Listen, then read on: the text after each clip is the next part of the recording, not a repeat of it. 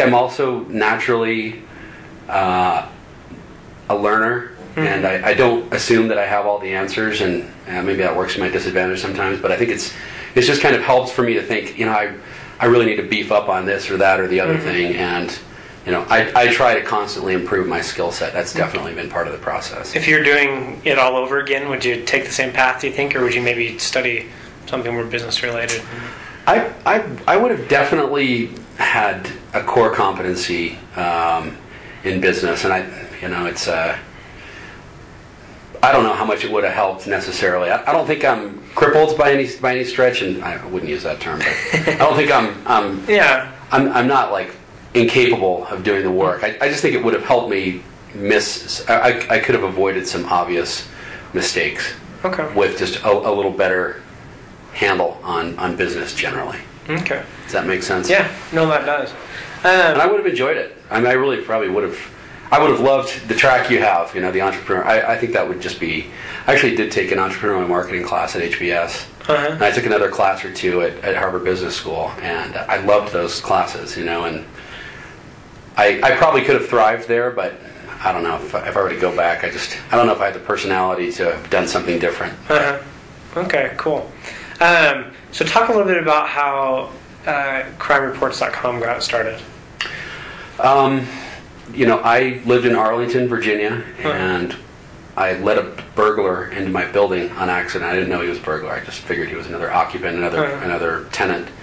And from that, I got to meet my local police department and went to a community meeting, and through that dialogue, understood that there was a disconnect between members of the public and law enforcement agencies. And there are 18,000 agencies in the United States, which is a lot, and they don't have a lot of resources, and they're really doing things in old ways. And so I think I kind of saw that there was an opportunity to use some of the tools, and not just Web 2.0 tools, but internet tools that were out there to create a better, more comprehensive engagement between the public and law enforcement. And then it was really when Google Maps launched that I started to get really serious about it. That was when the kind of light bulb went off. And I was not the pioneer in this regard. There were other people who had created mashups of crime data on maps, and saw an opportunity. We had plenty of momentum already, and just saw an opportunity to really serve law enforcement with high quality, easy to use products delivered from the cloud that help prevent, reduce, and solve crime. So help me understand a little bit more. I've kind of browsed around on the site a little bit, and from what I saw, it's got the Google map, and then it kind of shows where crimes have been committed. Yes. What other kind of features and what is it, and how does it help police and then the community as well?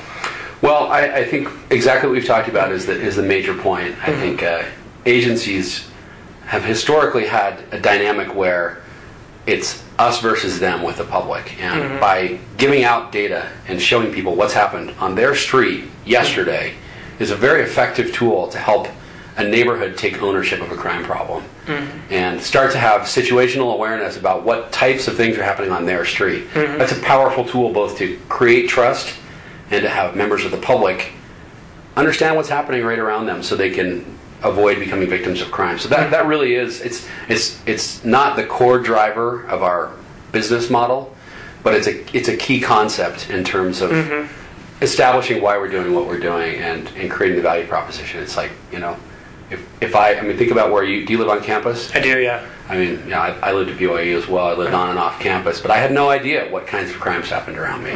And simply by going to the website, typing in your home address, you could say, looks like car break-ins are pretty rampant. Maybe I should either lock my car up or keep valuables out of sight. There's just intuitive things that you can do by having better knowledge. So is your customer, do you sell to police departments? Yep. Okay. Yeah, we have what I like to refer to as a two-sided network, which is we have multiple software as a service products on one side of the network that we sell to law enforcement for a monthly fee. So it's a typical SaaS business in that regard. On the other side, we then have this collection of data that does not exist, and that's what's really exciting, is to say what kinds of information can we extract from that create value for both police departments or for other government officials, for commercial entities and for people. So that's where we're focusing. And some of those markets include, you can imagine, media is very interested in that, government is very interested in that, and anyone relating to the personal security and safety space. Okay, cool. So this is kind of a question more for me, but I'd say that I'm a person that has more business skills and not a ton of the tech and the programming knowledge and that kind of thing. And it sounds like you didn't have a lot of that training yourself going through school. So when you wanted to develop this tool, how did you go about doing that? Since it is a software service, how were you able to build it yourself without having a lot of that knowledge? It wasn't particular. I do have some technical capability. When I started my first business, I was the one configuring routers and setting all that. I've installed Linux and created websites and set up network data centers and things like that. So I had some technical basis, but I don't really think that's a requirement. I think it takes. Now it's easier than ever before. I'm sure you hear that routinely. It's the costs are just lower, and I think it does pay to have direct hands-on experience. I mean, you can find an old laptop, get a distribution of Debian Linux, and install it on your laptop to go